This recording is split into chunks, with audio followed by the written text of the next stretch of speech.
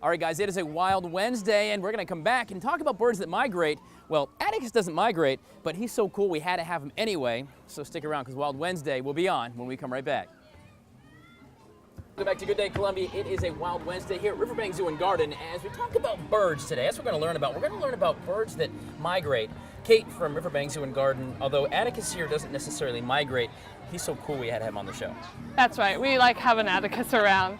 Yeah, there are a lot of birds that migrate. There's over 10,000 types of bird, and about 4,000 of those actually migrate in some form, whether it's to look for food or finding better nesting areas. How do they know to migrate? How do they know? They have like a calendar when they're up hanging up in New England and they're like, Bertha, get up, it's time to head to Florida.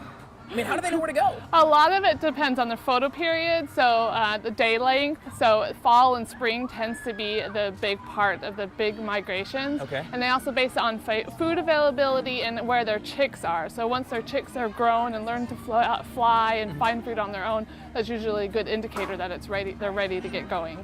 Now, what kind of birds? I mean, obviously, we all know ducks. We see the ducks flying north and south every season, and you get the big flocks, right? Flocks, yeah. Not schools, that'd be fish, right, Atticus? But the big flocks that head down. And what's kind of the time frame? When do they come back? It depends on the bird. Some birds do very long migrations. So like the Arctic tern is one of the longest migrating birds. So they start in South America and fly all the way up to Alaska, which is about 22,000 miles. Yeah.